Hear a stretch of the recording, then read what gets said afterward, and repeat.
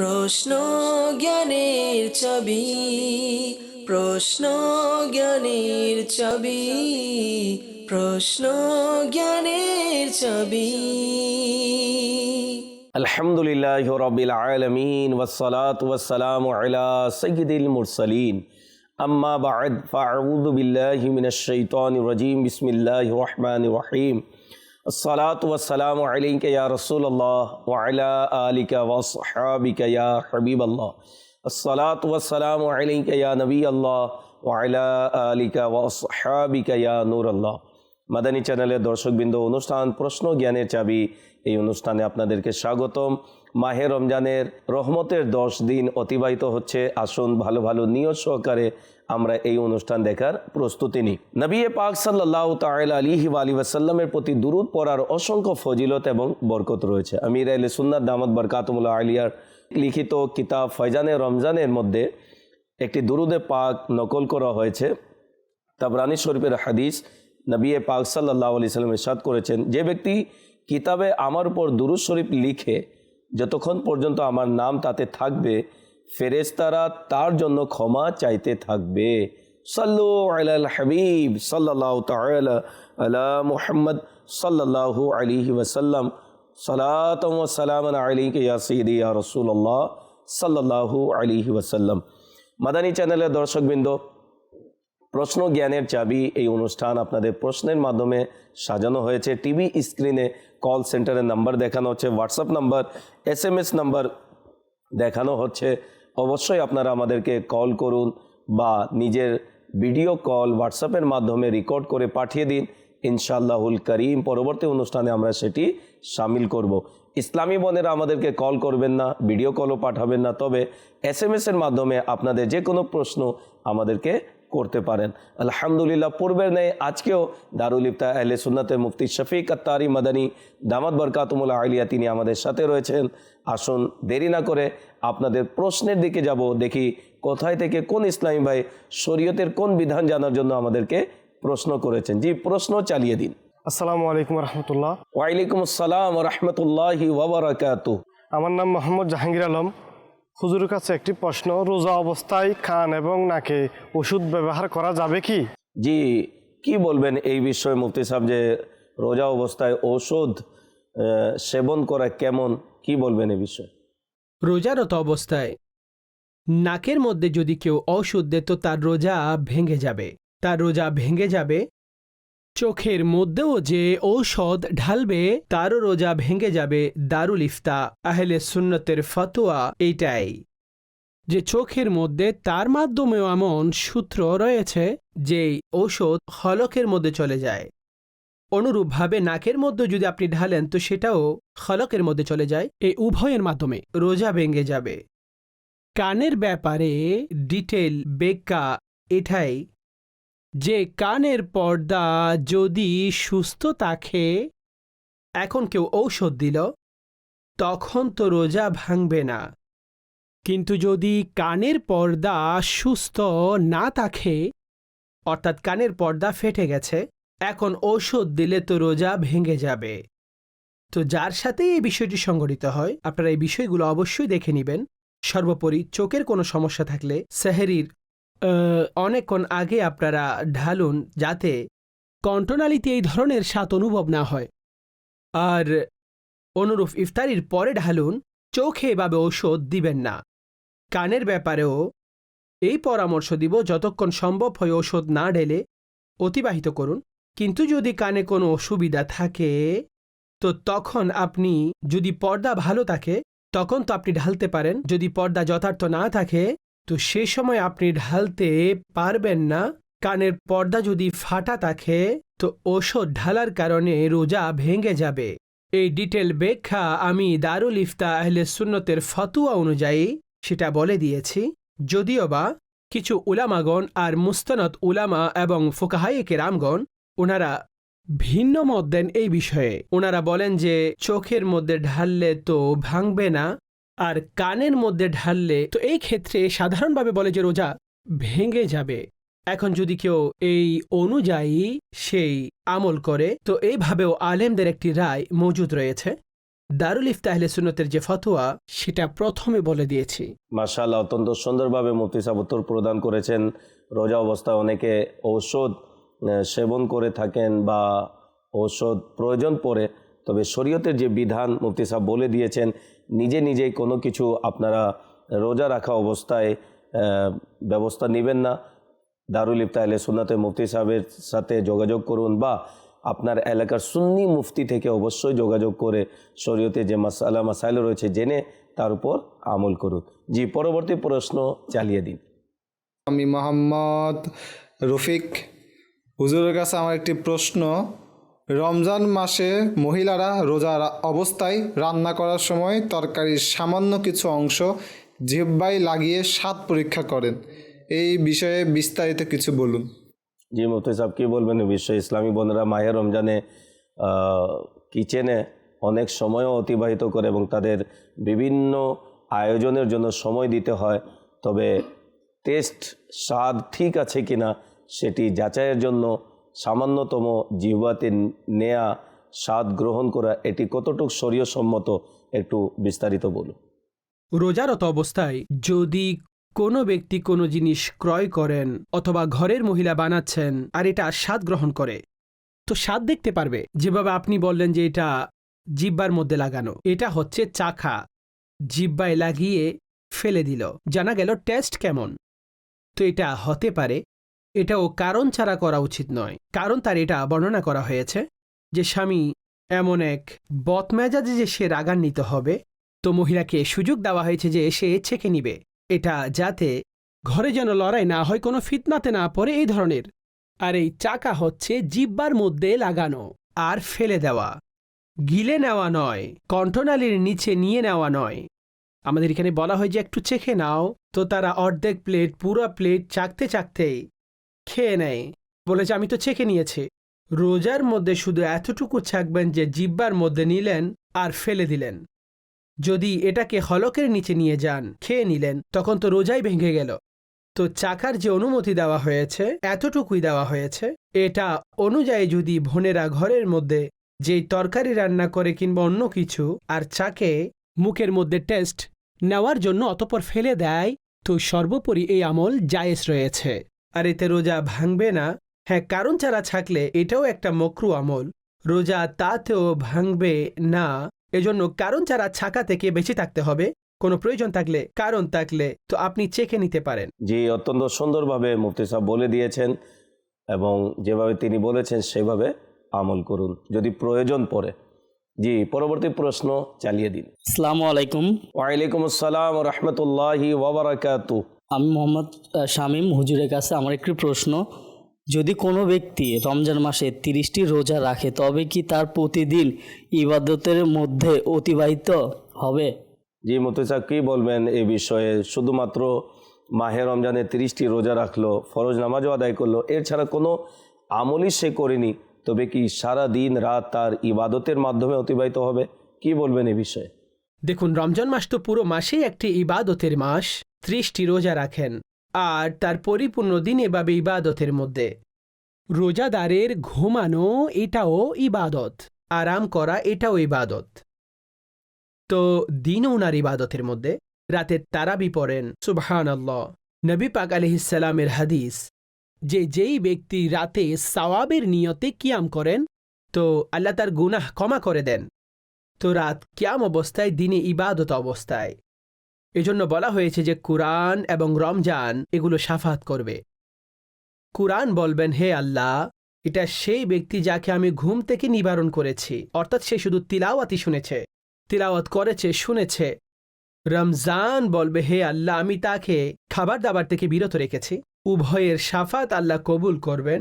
তো রমজানের রোজা রাখলে দিনে ইবাদতের মধ্যে যাচ্ছে, রাতে কিয়াম করবে রাতও ইবাদতের মধ্যে। আর এমনিতে হাদিসে পাকে বলা হয়েছে ঈশার নামাজ জামাতে পড়ুন আর ফজরের নামাজ জামাতে পড়ুন, আল্লাহ তাকে পুরো রাত ইবাদতের সওয়াব দান করবেন। তো যদি কেউ চান যে আমার এই সমস্ত সময় ইবাদতের মধ্যে কাটুক, তো নেকি আর নেকি তাকে এভাবে ধরে নিন আর ইবাদত করতে থাকা উচিত। আপনি বললেন রমজানের 30 রোজা, তো দেখুন রমজান 30ও হতে পারে, 29ও হতে পারে, এমনটা নয় যে 30টাই হবে। তো যতগুলো রোজা রয়েছে মাস পুরোটাই বিবেচনা করা হবে। রাসূলুল্লাহ সাল্লাল্লাহু আলাইহি ওয়াসাল্লাম ইরশাদ করেছেন, সেই 30টি দিন শেষ হয়ে গেলে তখন চাঁদ দেখো, যদি চাঁদ দেখতে পাও তো ঈদ করো, আর দেখতে না পেলে 30টি পরিপূর্ণ করো। এটা আমাদেরকে একটি উসুল হাদিসে পাকের মধ্যে ইরশাদ করা হয়েছে। জি মাশাআল্লাহ, অত্যন্ত সুন্দরভাবে তিনি উত্তর প্রদান করেছেন। জি পরবর্তী প্রশ্ন চালিয়ে দিন।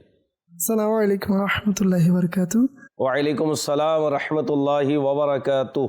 আমি মোহাম্মদ জিশান আহমেদ। হুজুরের কাছে আমার একটি প্রশ্ন, রোজাদার ব্যক্তি যদি ভুলে খাওয়া শুরু করে এবং হঠাৎ মনে পড়ে সে সময় মুখে যে খাবারগুলো থাকবে সেগুলো কি খেয়ে নিবে নাকি ফেলে দিবে?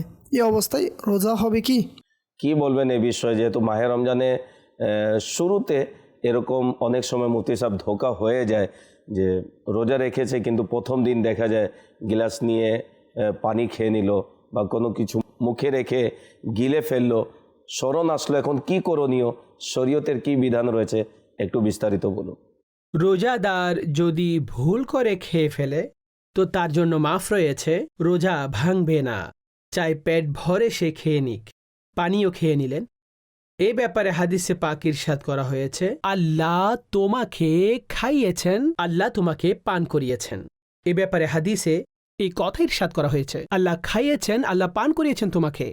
তো উনার খাবার খাওয়া আর তার পান করা, এতে রোজা ভাঙবে না। যখন খাচ্ছেন তো রোজা তার মনে নেই। যে প্রশ্ন আপনি করেছেন যে খাচ্ছিলেন, মুখে কিছু রয়েছে, এখন স্মরণ আসলো, কিংবা কেউ বলে দিল আরে তুমি তো রোজা আছো, এখন স্মরণে চলে আসলো, এখন যা কিছু মুখে রয়েছে এগুলো তাড়াতাড়ি ফেলে দিন, বের করে দিন।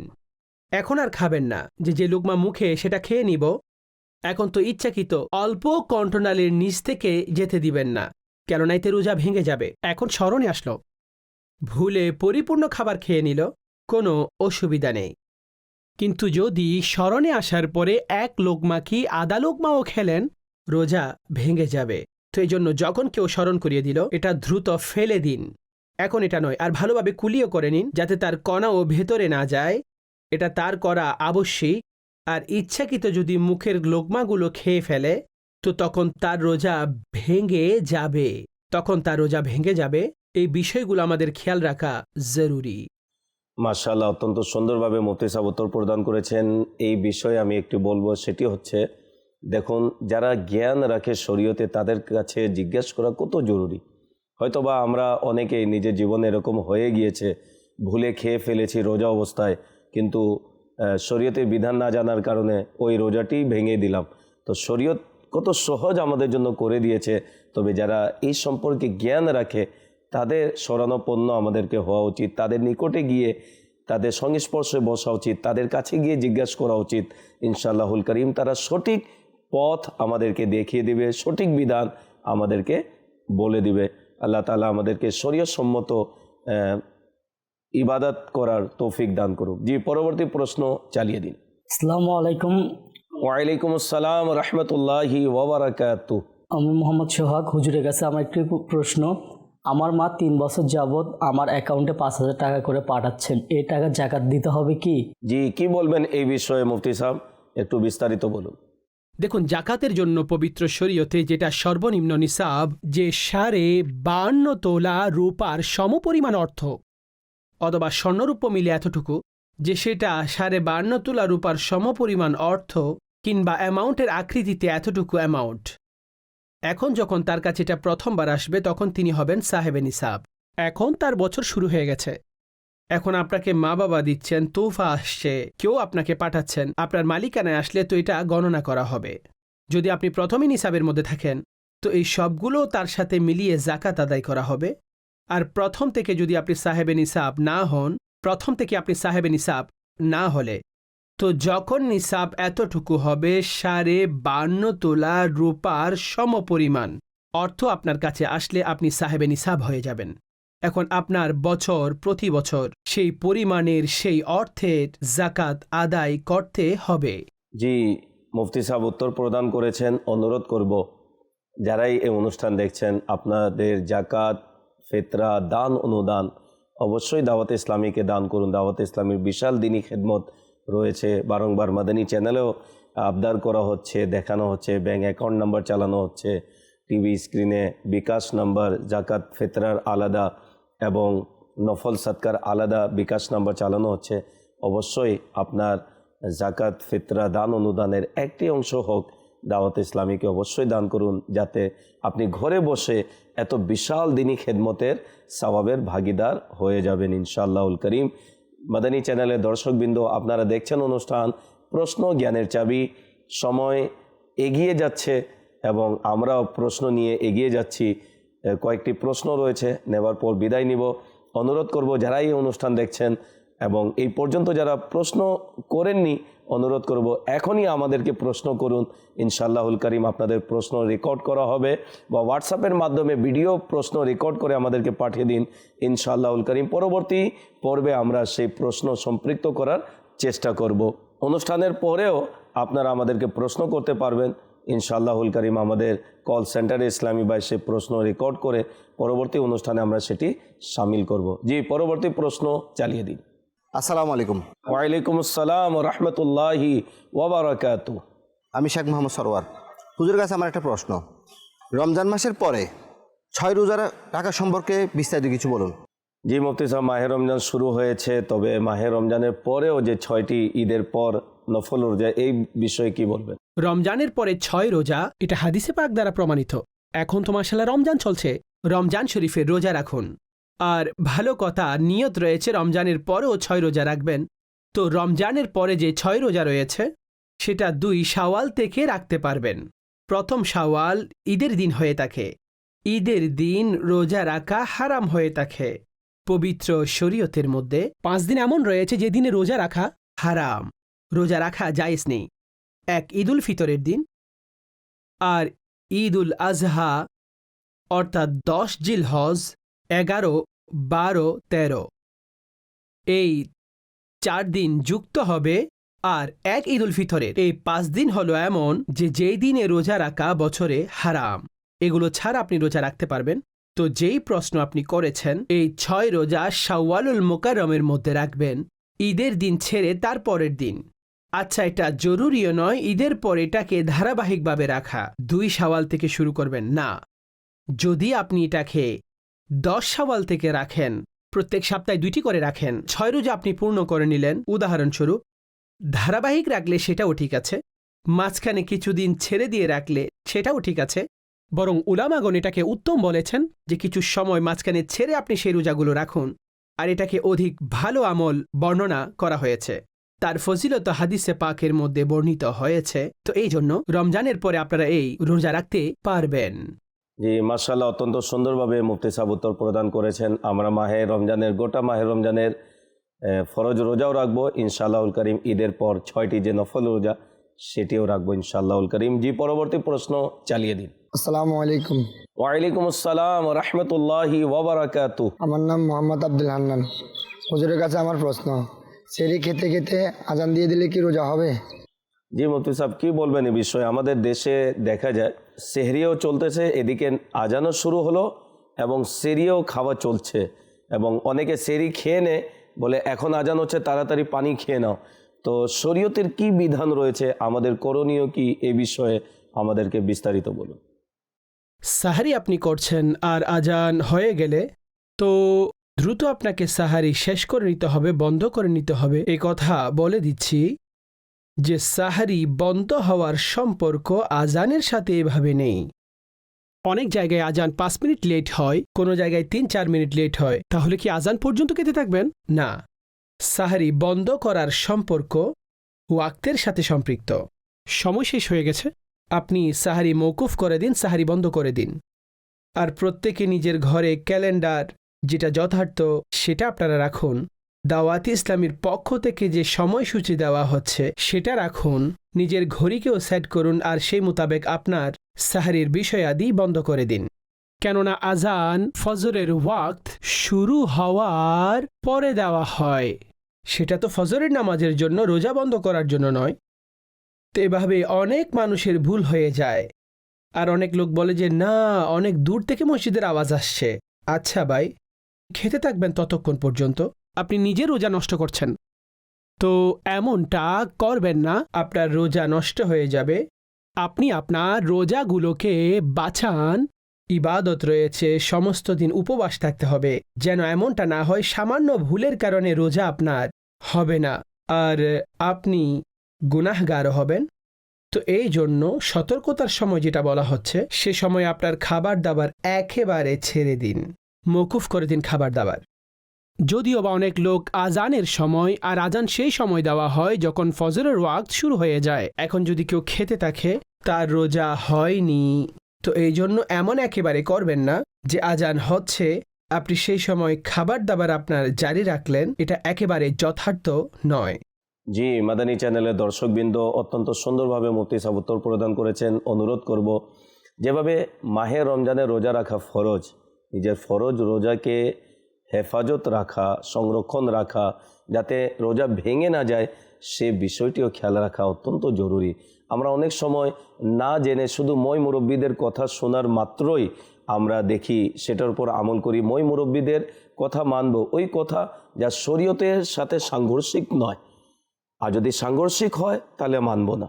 তো অনুরোধ করব, অনেক সময় দেখা যায় আমরা সেহরি করি, সেহরি করার সময় শেষ হয়ে যাওয়ার পর কয়েক মিনিট পর ফজরের আজান যখন সুবে সাদিক হয়ে যায়, এর কয়েক মিনিট পর মসজিদে আজান দেয়া হয়, আর দেখা যায় আজানের সময় অনেকে মুখে লোকমা রয়েছে গিলে ফেলে বা পানি খেয়ে ফেলে, অনেকে চা খেয়ে নেয় যে এখনও আজান চলমান, এখনও সময় রয়েছে। তো এরূপ করলে নিজের রোজাকে নিজের হাতেই নষ্ট করছেন। যদি আজানের মাধ্যমেই সেহরির সময় শেষ হতো, তাহলে আমাদের কাছে যে বিভিন্ন ক্যালেন্ডার দেওয়া হচ্ছে, এটার প্রয়োজনই পড়তো না। ক্যালেন্ডার দেওয়ার মানেই হচ্ছে যে সেহরির যে নির্ধারিত সময়, এটি যেন আমরা জেনে যাই। তাই অনুরোধ করব, যা ক্যালেন্ডারের সময় দেওয়া হয়েছে এবং যা আমাদেরকে সময়ের দিক নির্দেশনা মিডিয়ার মাধ্যমেও দেওয়া হয়, মাদানী চ্যানেলেও দেখানো হয়, সেই সময় মোতাবেকই আমরা যেন সেহরি এর আগেই 1 মিনিট আগে কমপক্ষে শেষ করে নিই। যখনই ইফতারির সময় হয়, সে সময় যেন আমরা ইফতারি করি, যাতে আমাদের সঠিক রোজার যে ইবাদত আমরা পালন করতে পারি। জি, সর্বশেষ প্রশ্ন আমরা নিব, এরপরেই বিদায় নিব। জি, প্রশ্ন চালিয়ে দিন। আসসালামু আলাইকুম। ওয়ালাইকুম আসসালাম রহমতুল্লাহি ওয়া বারাকাতুহু। আমি মোহাম্মদ আরমান হোসেন। হুজুরের কাছে আমার একটি প্রশ্ন, মহিলারা তাদের চুল কতটুকু কাটতে পারবে? জি, মুফতি সাহেব কি বলবেন এই বিষয়ে? মহিলাদের চুল কাটার ব্যাপারে অনেকে মাজাল্লাহ ছোট চুল কাঁধের লতি পর্যন্ত বা গর্দান পর্যন্ত মহিলারা পুরুষের মতো রেখে থাকে। তো শরীয়তের কি বিধান রয়েছে মহিলাদের চুল রাখার ব্যাপারে, একটু বিস্তারিত বলুন। মহিলাদের জন্য এই হুকুম রয়েছে যে পুরুষদের সংস্পর্শ থেকে নিজেকে বাঁচাবে। পুরুষের সংস্পর্শ অর্থাৎ পুরুষের জন্য হুকুম হলো এটা যে তারা জুলফি যদি রাখতে চান, চুল লম্বা করতে চাইলে তো এতটুকু হবে যে সেটা কাঁধ পর্যন্ত, তার চেয়ে নিচে তাদের জন্য জায়েজ নেই। এখন যদি কোনো মহিলা এমনটা করে যে তার চুল কাঁধ পর্যন্ত এসেছে, তো এটা নাজায়েজ, এটা পুরুষের সাদৃশ্য। তো এই জন্য এখান থেকে নারীদের বাঁচতে হবে যে পুরুষের সাদৃশ্য করবে না। আচ্ছা, ফাসিক মহিলা যে প্রায় পর্দা করে না, পর্দার বিবেচনাও করে না, সে যে কাটছাট করে, যেভাবে সেই চুল রাখে, তা থেকেও নিজেকে বাঁচাতে হবে। যে ফাসিক মহিলার সংস্পর্শ থেকে নিজেকে বাঁচাবে, ফাসিক মহিলার সাদৃশ্য থেকে তার থেকেও নিজেকে বাঁচাবেন। তো মুদ্রা কথা হলো এটাই যে পুরুষের সাদৃশ্যও করবেন না আর ফাসিক মহিলার সাদৃশ্যও করবেন না। এখন নর্মাল পদ্ধতিতে নিজের চুলকে রাখুন। হ্যাঁ, অনেক সময় মহিলাদের কোমরের নিচ পর্যন্ত যে চুল হয়ে থাকে আর সাধারণ নর্মাল স্টাইল এটা হয়ে থাকে, এখন কোনোটা উপর নিচে হলে সেটাকে বরাবর করা হয়, এটা জায়েজ, এই আমল জায়েজ। কিন্তু এইভাবে একেবারে কাটবেন না যে ফাসিক মহিলার সাদৃশ্য হয়ে যাবে অথবা পুরুষদের ওই সাদৃশ্য হয়ে যাচ্ছে, তো এটা সর্বোপরি নাজায়েজ। এখান থেকে নিজেকে অবশ্যই বাঁচাতে হবে। আর এইভাবে পুরুষের জন্য হুকুম, তারা মহিলার সাদৃশ্য করবে না, অর্থাৎ পুরুষ অধিক চুল রাখতে চাইলে এতটুকু রাখতে পারেন, কাঁধ পর্যন্ত ছুঁয়ে যাবে, তার চেয়ে নিচে তার চুল পৌঁছে গেলে অনেকের চুল পুরুষদের এভাবে হয়ে যায়, কোনো ফ্যাশন হিসেবে নেই। আর মাজাল্লাহ এমন অনেক পীরও যারা নিজেদেরকে পীর বলে দাবি করে, তারাও লম্বা লম্বা চুল রাখে, মানুষ সেটার প্রতি আসক্ত হয়। এটা একেবারে শরীয়তের বাইরে, এটা জায়েজ নেই। পুরুষ নারীর সাদৃশ্য এখতিয়ার করবে না আর নারী পুরুষের সাদৃশ্য এখতিয়ার করবে না।